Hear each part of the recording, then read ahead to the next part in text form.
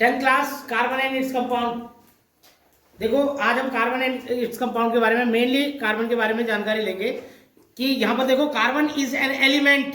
जो कार्बन है वो एक एलिमेंट है लेकिन नॉन मेटल है और ये अर्थ क्रस्ट में भी 0.02% पाया जाता है।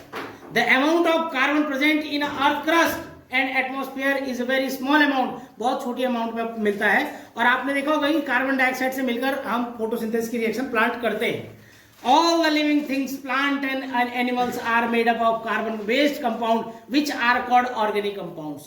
इसमें वो कह रहा है कि all the living things, जितने भी living things होते हैं, plant हो गया, animals हो गया, are made up of carbon-based compound, जो carbon-based compound से मिलकर बने होते हैं, which are called organic compounds, जो हमारे पास organic compound के रूप में होते हैं। A large number of things which we use in our daily life are made up of carbon compounds। ज्यादातर जो चीजें हम यूज करते हैं डेली लाइफ में वो कार्बन से ही बनी होती है, मैक्सिमम चीजें। Carbon element play a very important role in our daily life. हमारी डेली की लाइफ में कार्बन काफी इंपॉर्टेंट रोल प्ले करता है। We can test the presence of carbon in a material on the basis of the fact that carbon and its compound one in air is give carbon dioxide. देखो carbon के साथ अगर oxygen reaction करती है तो carbon dioxide बन जाता है। हम जब ब्रीथ करते हैं तो ऑक्सीजन लेते हैं और कार्बन डाइऑक्साइड को बाहर निकालते हैं। देखो जब हमारे पास दो प्रकार की जो वो होती है ना रेस्पिरेशन सिस्टम, जिसको अनऑक्सीशोषण और ऑक्सीशोषण कहते हैं, aerobic respiration and anaerobic respiration. एक होता है जिसमें ऑक्सीजन चाहिए होता है तो उसमें हम कार्बन डाइऑक्साइड को रिलीज करते हैं, ठीक है। तो जो कार्बन डाइऑक्साइड होता है वो काफी हमारे लिए काफी नेसेसरी होता है, जरूरी होता है, क्योंकि प्लांट भी जब कार्बन डाइऑक्साइड को लेंगे तभी फोटोसिंथेसिस की रिएक्शन करेंगे। जब मतलब जैसे कार्बन डाइऑक्साइड होता है तो कार्बन डाइऑक्साइड मार कर दीजिए। हमारे पास फोटोसिंथेसिस की रिएक्शन होता है 6 molecule of carbon dioxide plus 6 molecule of H2O in the presence of sunlight and chlorophyll gives C6H12O6 plus 6O2। ये देखिए जब हम कार्बन डाइऑक्साइड को छोड़ते हैं तो इसे प्लांट लेते हैं और प्लांट जब रिएक्शन करते हैं तो उसके बाद हमें ऑक्सीजन की फॉर्म में उसको वापस करते हैं। तो मतलब जितना जरूरी ऑक्सीजन हमारे लिए है उतना ही जरूरी कार्बन डाइऑक्साइड प्लांट्स के लिए है, जो हम लोग भी ब्रीदिंग में आउटपुट के रूप में देते हैं। अब बात करेंगे आगे। Carbon always form a covalent. जो कार्बन होता है वो कोवेलेंट होता है। कोवेलेंट मतलब इसके साथ चारों तरफ बॉन्ड्स बनती है, that is called a covalent. इसकी वैलेंसी जो होती है, अगर हम कार्बन को देखें तो कार्बन का एटॉमिक नंबर होता है 6 और इसको लिख सकते हैं 2 और 4। लास्ट सेल में 4 इलेक्ट्रॉन होते हैं और ये क्या करता है, बॉन्ड बनाता है। और जो लास्ट सेल में 4 इलेक्ट्रॉन होते हैं यही बॉन्ड में क्या करते हैं, पार्टिसिपेट करते हैं। यही 4 इलेक्ट्रॉन जो होते हैं पार्टिसिपेट कर रहे हैं। देखो the electronic configuration of the carbon is KL। Shell होती है KLMN, जो सेल होती है उसमें K और L सेल होती है। It is not possible to remove 4 electron from a carbon atom.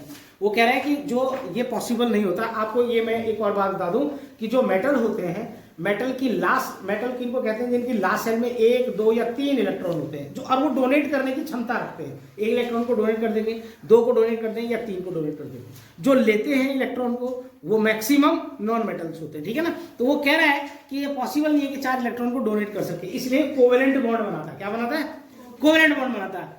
अब वो since carbon atom achieve the inert gas electron arrangement only by the sharing of electron, therefore carbon always form a covalent bond. अब इसके बारे में समझा देता हूं, बड़ी अच्छी बात बोली है कि देखो कोई भी चीज होती है कोई भी एलिमेंट होता है वो अपने आप को इनर्ट बनाना चाहता है। इनर्ट का मतलब लास्ट सेल में 8 इलेक्ट्रॉन को गेन करना चाहता है। क्या करना चाहता है, 8 इलेक्ट्रॉन को गेन करना चाहता है। अब देखो कार्बन के पास 4 इलेक्ट्रॉन है, लास्ट सेल में 4 है, 1 2 3 4 है, समझ में आ रहा। तो ये क्या करेगा कि अपने 8 इलेक्ट्रॉन बनाना चाहेगा। वो कैसे बनेगा, सपोज दैट इसके पास हमारे पास 4 हाइड्रोजन है, ये देखिए, और हाइड्रोजन की लास्ट सेल में 1 इलेक्ट्रॉन होता है। कितने होते हैं, 1 इलेक्ट्रॉन होता है। तो ये देखो शेयरिंग कर रहा है, इस तरह से ये शेयरिंग कर रहा है, ये शेयरिंग की इसने, ये शेयरिंग की। इससे क्या होगा कि इस तरह से ये 4 बॉन्ड पूरी होगी और कार्बन के पास भी 8 इलेक्ट्रॉन, देखो कितने, 1 2 3 4 5 6 7 8, बन गया 8। यानी इसने अपना ऑक्टेट कंप्लीट कर लिया है। ये ऑक्टेट रूल भी कहते हैं, इसको क्या कहते हैं, ऑक्टेट रूल कहते हैं। तो वो ऑक्टेट रूल का मतलब होता है जब 8 इलेक्ट्रॉन कंप्लीट हो जाते हैं तो वो इनर्ट हो जाता है। क्या हो जाता है? इनर्ट, मतलब उसके बाद वो किसी से भी रिएक्शन नहीं करेगा, ठीक है ना। तो वो इसमें कह रहा है इस बात को कि the sharing of electron therefore carbon always form a covalent bond, इसीलिए कार्बन हमेशा कोवेलेंट बॉन्ड बनाता है। इस चैप्टर में हम कोवेलेंट बॉन्ड के बारे में आगे पढ़ेंगे। Carbon is a tetravalent, one carbon atom required 4 electron. Tetravalent का मतलब होता है इसकी 4 जो वैलेंसीज होती है, देखो 1 2 3 4, दिख रहा है, ये 4 इलेक्ट्रॉन जब लेगा यानी कि 4 वैकेंसीज इसके पास खाली होती है। क्या होती है?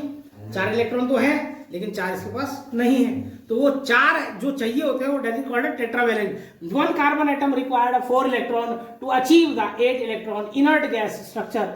The valence of carbon, valencies carbon is 4। जो कार्बन की वैलेंसी होती है वो 4 होती है। कितनी होती है? क्योंकि 4 ही उसको इलेक्ट्रॉन होती है और 4 ही उसको इलेक्ट्रॉन की जरूरत होती है, ठीक है ना। क्यों होती है 4 की जरूरत? क्योंकि वो अपने लास्ट सेल को ऑक्टेट से कंप्लीट करना चाहता है, मतलब 8 इलेक्ट्रॉन से कंप्लीट करना चाहता है। तो 8 इलेक्ट्रॉन की अचीवमेंट कब होगी? जब उसके पास 4 इलेक्ट्रॉन और आएंगे। तो आगे हम पढ़ेंगे इसमें कि सेल्फ कॉम्बिनेशन। अभी हम कार्बन एंड इट्स कंपाउंड के बारे में पीछे पढ़ चुके हैं और उसके बारे में सेल्फ कॉम्बिनेशन के बारे में देखेंगे कि self combination, the property of the self combination of carbon atom to form long chain is useful to use because it gives rise to an extremely large number of carbon compound. अब उसके बारे में बात करेंगे हम कि ये क्या चीज होती है। जो कार्बन होता है, कार्बन एक लॉन्ग चेन जितना बनाएगा, जैसे ये देखिए, ये कार्बन जो होता है हमेशा लॉन्ग चेन बनाता है, इस तरह से बनेगा, ये लॉन्ग चेन के फॉर्म में आएगा, ठीक है।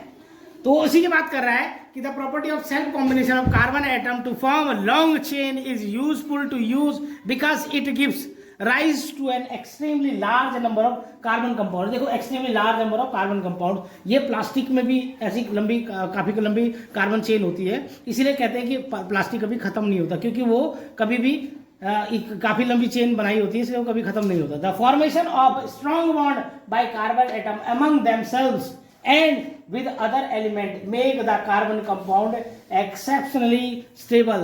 मतलब वो जो फॉर्मेशन होता है स्ट्रॉन्ग बॉन्ड, ये सारी स्ट्रॉन्ग बॉन्ड होती है, जब एक्सेप्शन होता है तो ये जितनी लंबी कार्बन चेन की बॉन्ड होगी, जितनी लंबी होगी तो स्टेबल बना जाता है, एक्सेप्शनली स्टेबल हो जाता है। एक्यूरेंस ऑफ कार्बन, देखो कार्बन जो मिलता है वो कहाँ मिलता है, कैसे मिलता है? In free state. जो कार्बन होता है वो फ्री स्टेट में मिलता है। Carbon occur in nature mainly in 2 forms, diamond and graphite. Another naturally occurring form of carbon is called Buckminster fluorine has been discovered recently।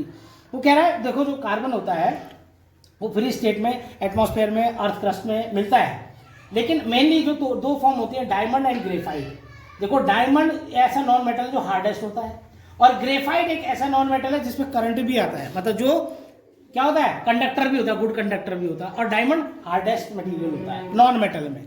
वैसे नॉन मेटल ज़्यादातर hardest नहीं होते हैं और नॉन मेटल में जो होता है कंडक्टिविटी भी नहीं होती, लेकिन नॉन मेटल में एक सिर्फ ग्रेफाइट है जिसकी कंडक्टिविटी होती है। और ग्रेफाइट का मेल्टिंग पॉइंट भी 3700 डिग्री होता है। कितना होता है? 3700 डिग्री सेंटीग्रेड होता है, ठीक है।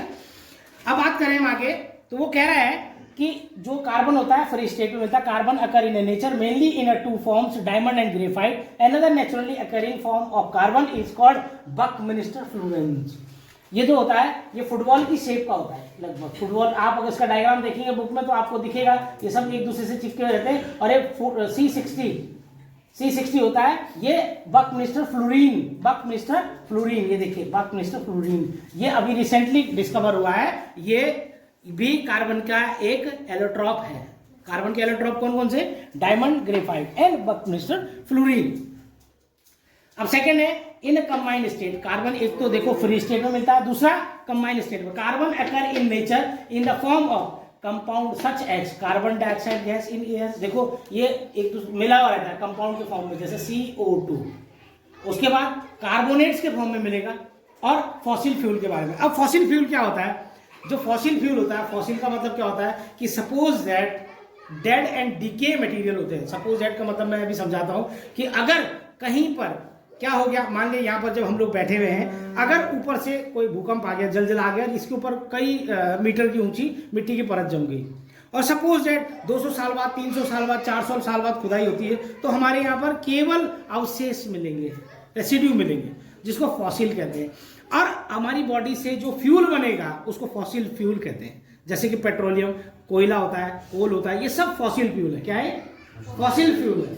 फॉसिल का मतलब क्या होता है कि लाखों करोड़ों साल पहले जब कोई पेड़ पौधे जानवर अर्थ के नीचे दब गए थे और उनके जब अवशेष मिलते हैं खुदाई करके, जो अवशेष मिलते हैं, जो उनके जो रिमाइंडर पार्ट मिलेगा, जैसे हड्डियां ना मिले लेकिन हड्डियों का वहां पर मिलते को ढांचा मिल जाए या उनके निशान मिल जाए, तो उसको क्या बोलेंगे? फॉसिल्स कहेंगे, जिसको हिंदी में जीवाश्म कहते हैं। क्या कहते हैं? और उनसे जो फ्यूल बनता है that is called a fossil fuel. Petrol और डीजल हो गया और ये जो कोयला होगा, ये सब फॉसिल फ्यूल है। क्या है?